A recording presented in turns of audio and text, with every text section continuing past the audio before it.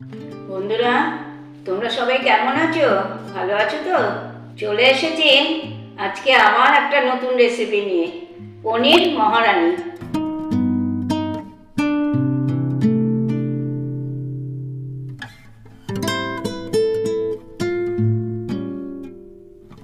এর জন্য নিয়ে নিয়েছি আমি 200 গ্রাম পনির। পনিরটা আমি আগে থেকে কেটে গরম জলে 10 মিনিট ভিজিয়ে রেখেছি।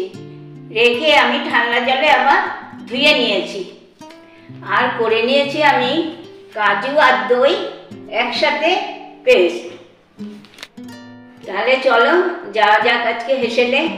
কড়া আমার গরম হয়ে গিয়েছে, আমি কড়াতে একটু সাদা তেল দিয়ে নেব। তেলও আমার গরম হয়ে গিয়েছে। এবার পনিরগুলোকে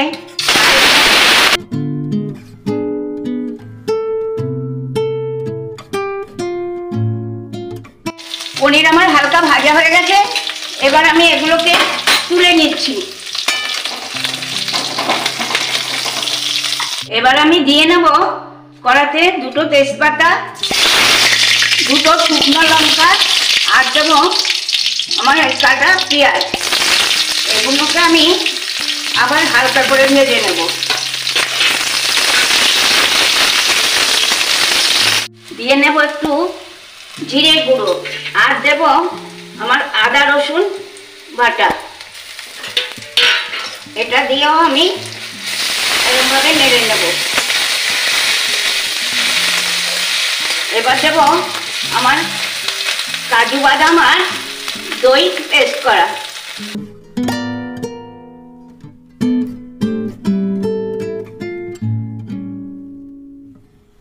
এবার দিয়ে দেব 1 কাপ দুধ।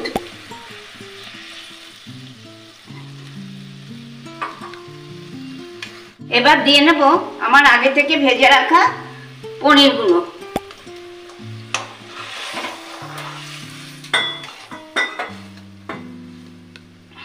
এবার দেব একটুখানি চিনি, আর দেব 1 চামচ মতো নুন আর ফ্রেশ ক্রিম।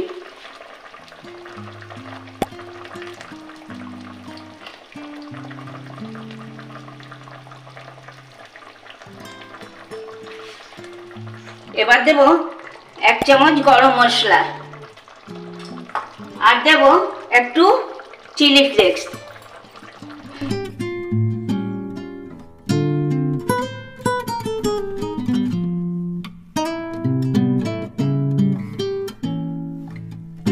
পনির মহারানী আমার হয়ে এসেছে।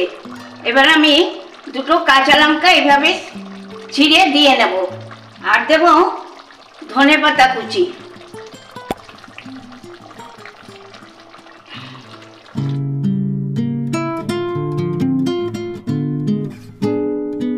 এই দেখো হয়ে গেছে আমার পনির মহারানী।